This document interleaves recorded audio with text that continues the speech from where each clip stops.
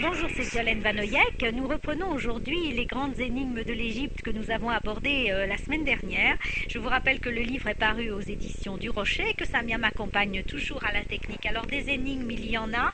Je ne peux pas toutes vous répondre aux questions que vous vous posez malheureusement, mais on va essayer de continuer dans la même veine que la dernière fois. Alors on avait parlé un petit peu de Toutankhamon. On va revenir un petit peu sur ce Toutankhamon pour poser les grandes questions, et puis on partira un petit peu autour des mystères de Néfertiti qui vous hantent également.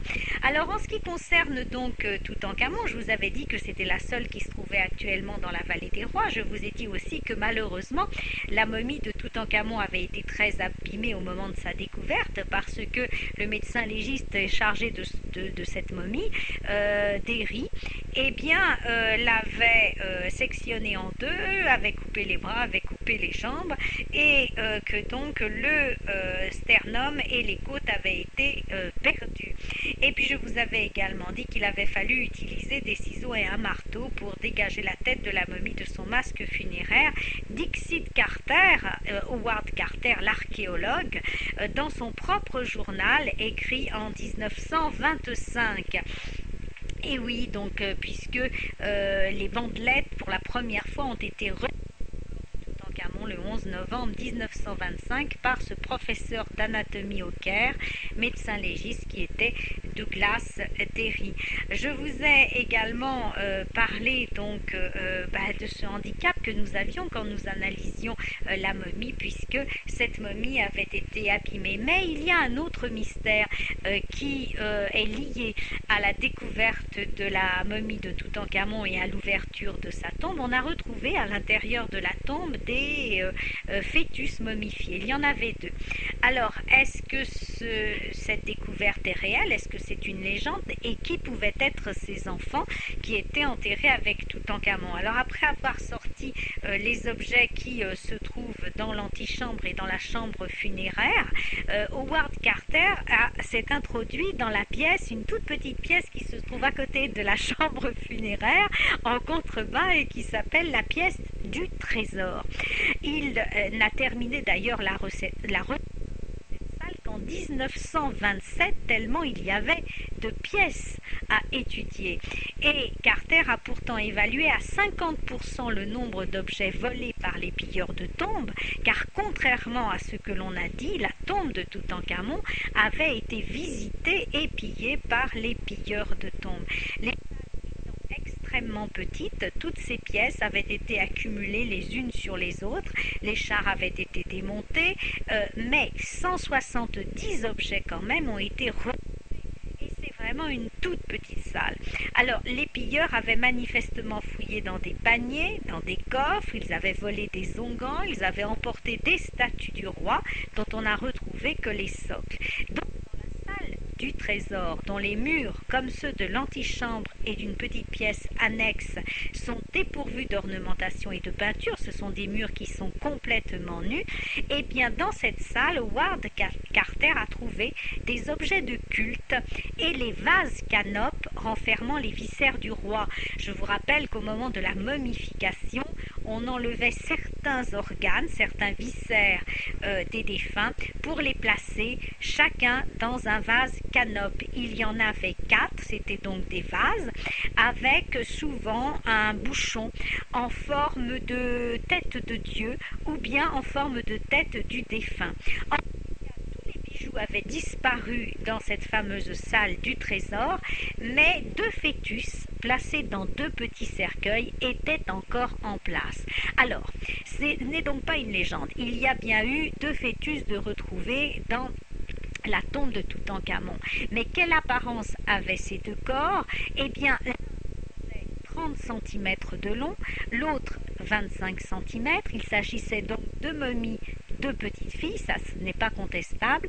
La première avait 7 mois, la seconde 5 mois. Alors il est tentant de penser que ces corps étaient ceux des sœurs de Toutankhamon, mais il n'est dit nulle part que le jeune roi avait des sœurs. En revanche, il était marié depuis plusieurs mois à une des filles de Néfertiti qui s'appelait Anxénamon. Il est donc tout à fait normal que le jeune couple ait cherché à avoir des enfants. Mais plus un roi avait d'héritiers tôt et plus il était rassuré sur sa succession, mais plus aussi il avait d'ennemis. Alors les grands prêtres et le peuple encourageaient les pharaons à se marier jeunes et à avoir le plus grand nombre d'héritiers possible, puisque le taux de mortalité en Égypte était extrêmement élevé. Mais d'un autre côté, tous les ministres qui essayaient eux aussi de placer leur fils sur le trône freinaient des cas de fer pour que le pharaon ait un successeur. Alors, bien sûr examiné le premier fœtus, Douglas Derry s'est occupé du second fœtus et dans le même temps Carter a inspecté la dernière pièce de la sépulture de Toutankhamon, là où les pilleurs avaient fouillé coffres et paniers. Ils avaient même laissé leurs traces de pas sur le sol, donc on est absolument sûr qu'il y a eu des pilleurs dans cette tombe. En novembre 1927, l'examen des deux fœtus n'a rien révélé de plus. S'il s'agissait des enfants du couple royal, il semble qu'Anxénamon n'ait pas réussi à mener ses grossesses à terme, ce qui a dû causer un certain émoi dans la famille royale et dans le peuple, et une étonnante malédiction touchait en effet les rois de la 18e dynastie qui n'avaient pas eu beaucoup d'enfants avec les grandes épouses royales et qui manquaient la plupart du temps de princes héritiers. Donc, paraît se répéter encore une fois avec Toutankhamon et il n'est pas exclu en tous les cas que ces deux petites filles aient été donc les enfants, je le répète, d'Anxénamon, fille de Néfertiti et de Toutankhamon.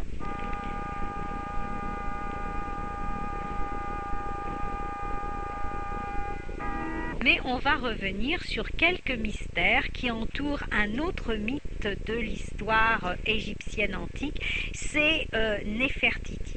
Néfertiti qui elle aussi a disparu en quelque sorte. On a retrouvé plusieurs momies de grandes épouses royales dans la vallée des rois et je ne désespère pas de les faire toutes analyser pour, comme il est arrivé pour Hatshepsut que l'on a identifié, eh bien, réussir à identifier parmi ces momies celle de Néfertiti.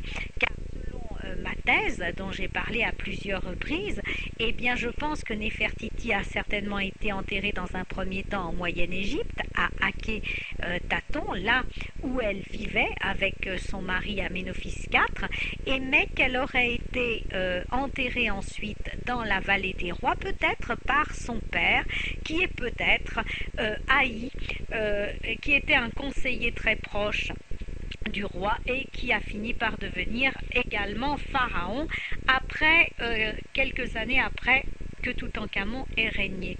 Donc on va revenir sur quelques énigmes qui entourent la belle Néfertiti.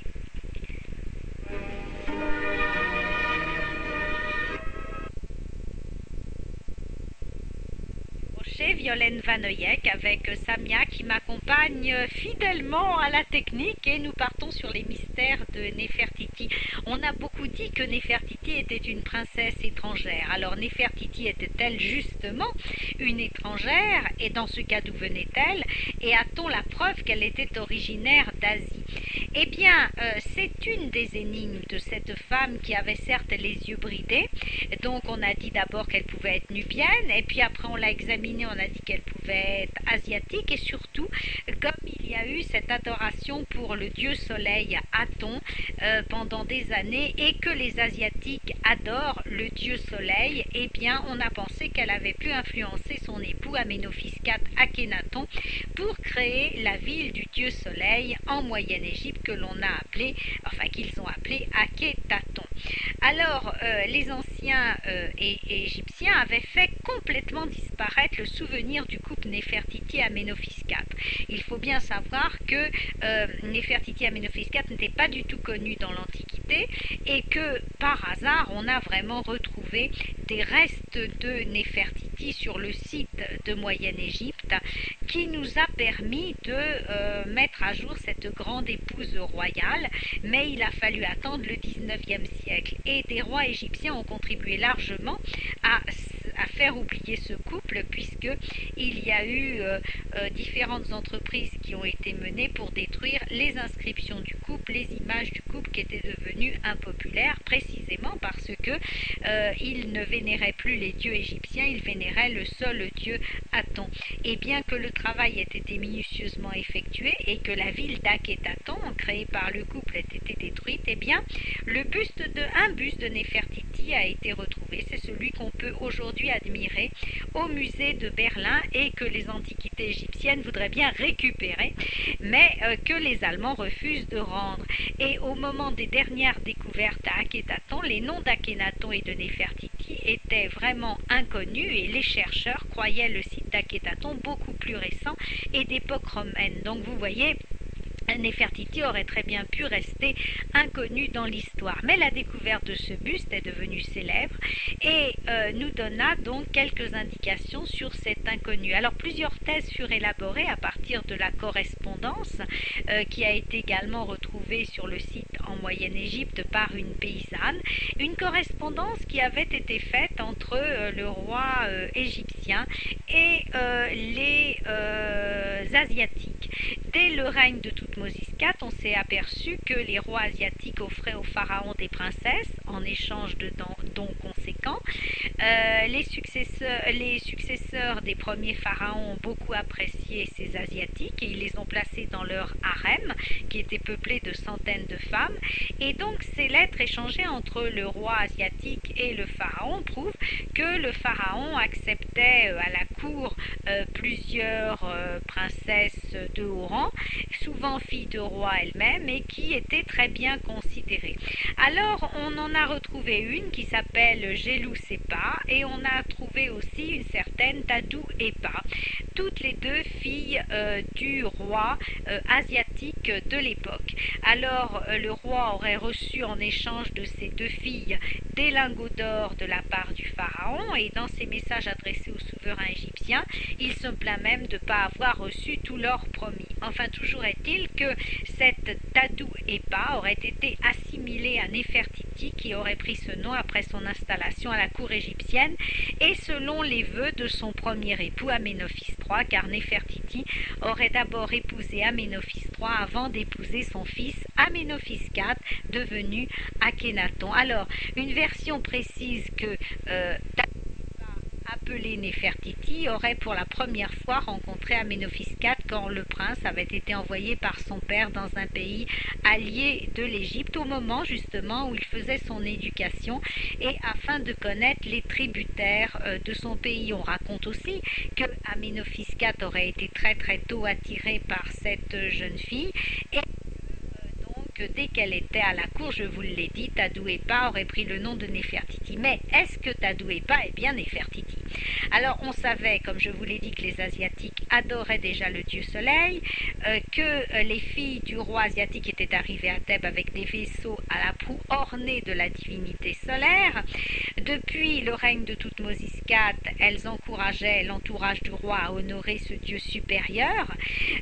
Mais si Néfertiti était asiatique et qu'elle adorait le soleil, il semble subitement évident qu'elle ait convaincu son époux d'honorer la divinité solaire. Tout ça se tient.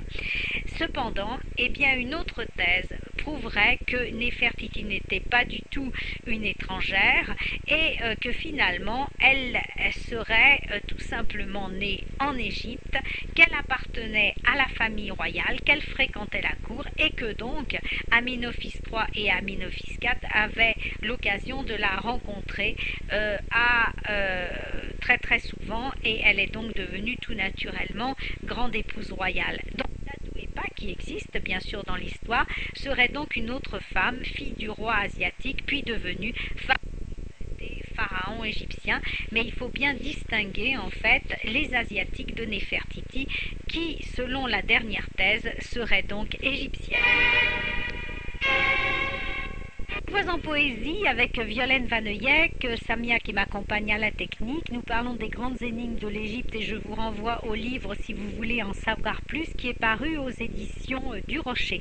Je vous rappelle encore une fois, vous me l'aviez demandé, que pour se rendre sur les traces de Néfertiti, Nefertiti, eh bien, et de Toutankhamon, il faut aller à Luxor. Si vous voulez vous rendre sur les traces de Nefertiti, vous avez intérêt à faire une étape au Caire et vous pouvez descendre au fameux Mena House qui se trouve au pied des pyramides, ancien pavillon de chasse de Joséphine. C'est toujours très agréable. Vous pouvez faire aussi pour Nefertiti une petite étape en Moyenne Égypte et là je vous conseille de descendre donc à l'hôtel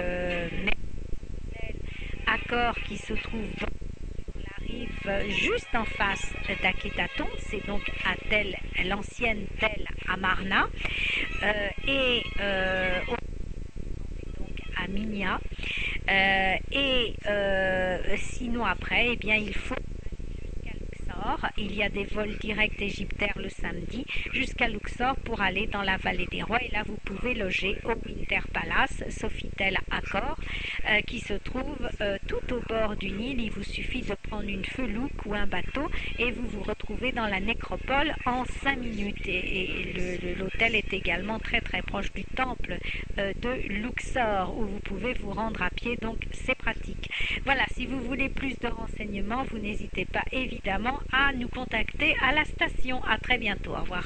Regorgé de parfums et d'odeurs assassines, dans un trou de la terre où nous basculerons pour y donner la vie et y prendre racine.